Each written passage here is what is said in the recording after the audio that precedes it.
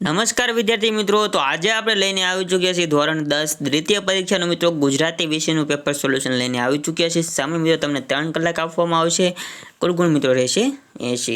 તો ચાલો મિત્રો જલ્દીથી આજનું આ પેપર સોલ્યુશન આપણે સ્ટાર્ટ કરી દઈએ। ચેનલ પર નવા હોય તો સબસ્ક્રાઇબ કરી દેજો અને આજના વિડીયોને લાઇક કરી દેજો।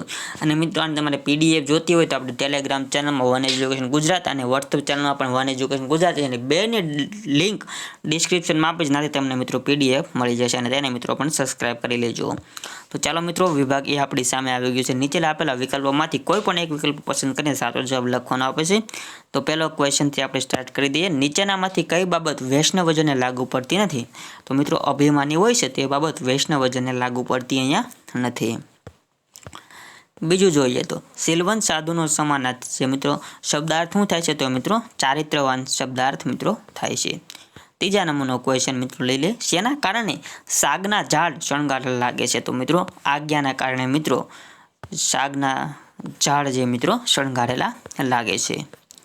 4મા નંબરનો ક્વેશ્ચન છે મિત્રો, એક જમાનામાં ચીનના લોકો ગામમાં કોઈ માંદું પડે તો શું કહેતા હતા? તો મિત્રો તે મિત્રો ડાક્ટરને સજા કરતા હતા। 5મા નંબરનો ક્વેશ્ચન જોઈ લે, આ કાવ્યમાં કવિ નરસિંહ મહેતા અને શા માટે યાદ કરે છે? તો મિત્રો પ્રભાતિયા માટે નરસિંહ મહેતાને આ કાવ્યમાં કવિ યાદ કરે છે। આગળ વધીએ તો કવિ નીચેનામાંથી કયો સંદેશ આપે છે? તો મિત્રો સહાર કરવાનું રહેવા દે મિત્રો, તે અહીંયા મિત્રો જે મિત્રો કવિ લેખ જે મિત્રો બોધ આપે છે। 7મા નંબરનો ક્વેશ્ચન, લેખકને પોતાની જાત ઉપર તિરસ્કાર આવ્યો કારણ કે? તો મિત્રો જીવલાના છોકરાનો મોનો કોળિયો પોતે જુઢવચો હોય તેવું લેખકને લાગ્યું। 8મા નંબરનો ક્વેશ્ચન છે મિત્રો, લાલ કિનકાબનો પડદો ક્યારે ખુલે તેની લોકો રાહ જોઈ રહ્યા હતા? તો એ મિત્રો જે હતું તે વીજળીની કરામતથી કૃષ્ણ જન્માષ્ટમીનું મિત્રો દ્રશ્ય ઊભું થવાનું હતું, તેના માટે મિત્રો બધા આતુરતાથી રાહ જોઈ રહ્યા હતા। ડુંગર અને તેની વહુ કયા સ્ટેશને ગાડી પકડવા ગયા હતા? તો મિત્રો રાજપુરની ગાડી છે। અને મિત્રો મનુષ્યનો દેહ જે મિત્રો શાના જેવો છે? તો મિત્રો સાસ જેવો મનુષ્યનો દેહ કહેવામાં આવ્યો છે કવિ દ્વારા। વિભાગ બી એ પૂરો થાય છે અને વિભાગ બી ચાલુ થાય છે। નીચેના દરેક પ્રશ્નો એક વાક્યમાં ઉત્તર આપવાના છે। તો અહીંયા 2 ક્વેશ્ચન આપણી સામે પહેલા તો આવે છે, કવિના અંતમાં શું કરવાની ના પાડે છે? તો અંતમાં મિત્રો બળદને હળે જોડવાની ના પાડે છે। બીજા નંબરનો ક્વેશ્ચન જોઈ લઈએ, લેખક કઈ બાબતને તંદુરસ્ત સમાજની મર્યાદા ગણાવે છે? તો એમાં મિત્રો પહેલો ક્વેશ્ચન છે, કીડિયારાની જેમ ઓપીડી પુષ્કળ દર્દીઓથી ઉભરાય એ સભ્ય સમાજની મર્યાદા છે। અનાથ આશ્રમમાં બાળકોની અને ઘરડાઓમાં વૃદ્ધોની સંખ્યા વધે છે, એ પણ તંદુરસ્ત સમાજની મર્યાદા થશે। પોતાના કુંવરને કાંટો ન વાગે તે માટે રાજાએ શું કર્યું હતું? ત્રીજા નંબરના ક્વેશ્ચનમાં પોતાના કુંવરને કાંટો ન વાગે તે માટે રાજાએ જે રાજ્યની ધરતી ચામડાથી મઢી દેવાનો હુકમ કરવામાં આવ્યો હતો। 4મા નંબરનો ક્વેશ્ચન, માર્ગની ધૂળ જે મિત્રો છે તે કવિને શું પૂછે? તો માર્ગની ધૂળ કવિને પૂછે છે કે તમારા માધવને દીઠો છે ક્યાં? 5મા નંબરનો ક્વેશ્ચન છે, કાળ અને રાજુ ભૂંડામાં ભૂંડી બાબત કોને માંગતા? તો કાળું અને રાજુ જે મિત્રો અહીં મિસ્ટેક છે, આપણે કાળું આવે મિત્રો, ભૂંડામાં ભૂંડી ભીખને મિત્રો બાબત માનતા હતા, જે ભૂખથી ભૂંડી કાવ્ય પાઠમાંથી લેવામાં આવ્યું છે। પ્રશ્ન 6, પ્રાણમાં જલન હોય ને તોય કવિ શું ધારવાનું કહે છે? તો મિત્રો પ્રાણમાં જલન હોય ને તો એ કવિ શીતળ રૂપ ધારવાનું કહે છે। સ્ટેશનથી રાતના 11:30 વાગે કઈ ગાડી પસાર થઈ ચૂકી હતી? સ્ટેશનથી રાતના 11:30 વાગે એક્સપ્રેસ ગાડી પસાર થઈ હતી। છત્રી ટકતી નથી જે 8મા નંબરનો ક્વેશ્ચન, એનું લેખક કયું કારણ જણાવશે? છત્રી ટકતી નથી તેનું લેખક જે કારણ ટકતી નથી એનું લેખક જ જણાવે છે, ખોવાઈ જાય છે તે મિત્રો કારણ જણાવે છે। 9, સારસીનો ઉલ્લેખ કયા કાવ્યમાં થયો હતો? તો સારસીનો ઉલ્લેખ એક બપોરે કાવ્યમાં થયો હતો। 10મા નંબરનો ક્વેશ્ચન, શત્રુઓ હાથ પકડીને કાવ્ય નાયકને ક્યાં લઈ જાય છે? તો શત્રુઓ હાથ પકડીને કાવ્ય નાયકને સ્વજન સુધી લઈ જાય છે। તો હવે મિત્રો અહીંયા મિત્રો જોડકા આવે છે, તો જોડકા મિત્રો તમે જો મિત્રો આવી રીતના જોડકા રહેલા છે, અહીં આપણે નીચે જવાબ પણ આપી દે છે। આપણે લાંબુ બધું કરાવવા દઈશું તો વિડીયો ખૂબ જ લાંબો થઈ જાય છે, તો આવી રીતે અહીંયા મિત્રો પોઝ કરીને સ્ક્રીનશોટ પાડીને તમે મિત્રો જોડકા જોડી દેજો, અથવા તમે નોટબુકમાં પણ લખી શકો છો। બીજું જોડકું પણ આપણી સામે તેવી જ રીતના મિત્રો આવે છે। તો હવે મિત્રો વિભાગ સી તરફ આપણે આગળ વધી જઈએ। તો વિભાગ સીમાં મિત્રો મોટા ક્વેશ્ચન આપણી સામે આવી ગયા છે. તો મિત્રો ક્વેશ્ચન આપણે જોઈ લઈએ. સૂર શરણાઈ સગા સંબંધીઓની ભીડમાં ભીની પલક શબ્દો શું સૂચવે છે? તો આમાં પણ મિત્રો તમે સ્ક્રીનશોટ પાડીને લખવું હોય તો લખી લેજો, અથવા મિત્રો ફોટા પાડવા હોય તો પાડી લેજો. તો એવી રીતના મિત્રો પોઝ કરી દેજો અહીં વિડીયો. બીજા નંબરનો ક્વેશ્ચન છે, વાછલીના સૂર કોને કોને શું શું પૂછે છે, શા માટે? તો એના ત્રીજો ક્વેશ્ચન છે, પાદરે જામેલા લોકમેળામાં શું થતું જોવા મળે છે? 4મા નંબરનો ક્વેશ્ચન આપણે જોઈ લઈએ. ટંકણ ખાર દીધો તોય કાંઈ ના વળ્યું, હવે કાંઈ આવનારને પાછું ઠેલાય, આમ કહેવા પાછળ ડોશી શું આશય લીધો? 5મા નંબરનો ક્વેશ્ચન છે, બધા ક્વેશ્ચનના આન્સર સચોટ આપણે નીચે આપી દીધેલા છે. રવિન્દ્રનાથ ટાગોરની વાતોમાં તાત્પર્યતા જણાવો.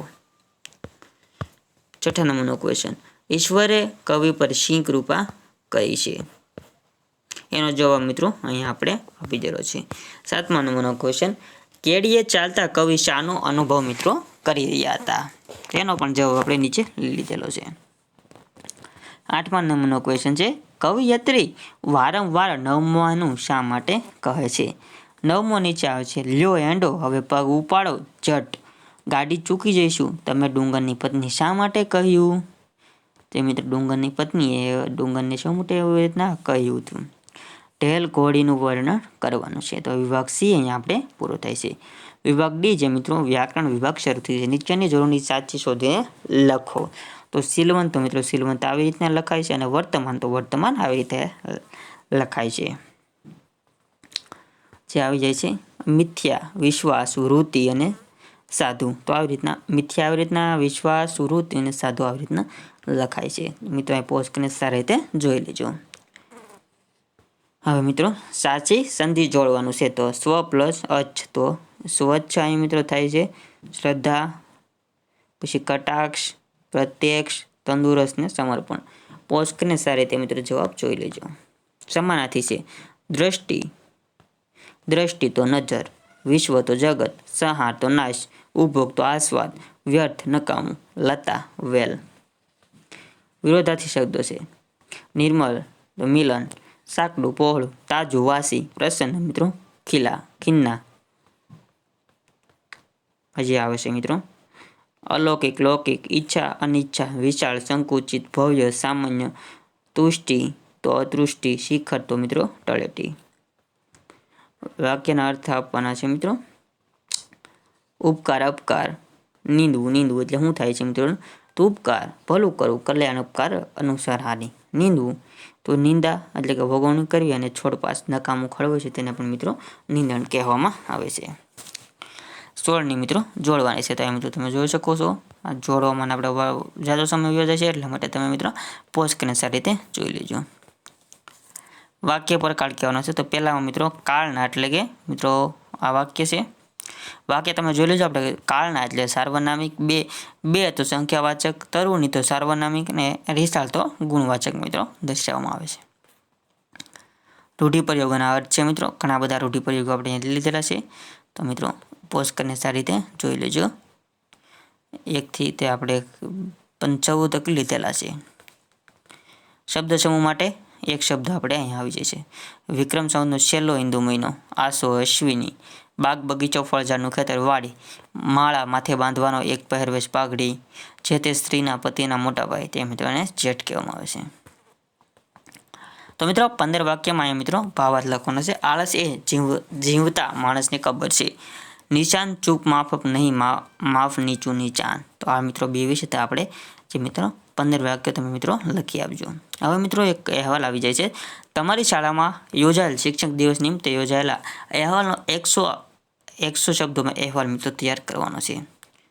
અને નીચે મિત્રો ગઢિયાખંડ જે મિત્રો ત્રીજા સંક્ષેપમાં લખવાનું હોય છે, તે મિત્રો આમાંથી સારા મિત્રો જે વાક્ય હોય છે તે લખી લેવાના હોય છે. હવે ગમે તે મુદ્દા ઉપર મિત્રો 250 શબ્દોમાં નિબંધ લખવાનો છે. પહેલું છે જીવનમાં રમત ગમતનો મુદ્દા, જે મહત્વ જેના મુદ્દા આપેલા છે અહીં મિત્રો. પછી આપેલું છે મારું પ્રિય પુસ્તક ને મારો યાદગાર પ્રવાસ. તો આ 3 વિશે મિત્રો નિબંધમાં તમારે લખી લેવાનું રહેશે. આ સાથે જ મિત્રો આપણું આજનું પેપર અહીંયા પૂરું થાય છે. બધાને બેસ્ટ ઓફ લક આ પેપરમાંથી જે દેવા જાઓ છો તે મિત્રો બધાનું પેપર સારું જાય. અને આજનો વિડીયો ગમે તો કેવો લાગ્યો તે મને કોમેન્ટ બોક્સમાં જણાવજો. ગમ્યું હોય તો વિડીયોને લાઇક કરી દેજો. ચેનલ ઉપર નવા હોય તો સબસ્ક્રાઇબ કરી દેજો અને બાજુમાં બેલ બટન પણ દબાવી દેજો. મળીએ આવા જ બીજા પેપર સોલ્વ સાથે. જય હિન્દ, વંદે માતરમ.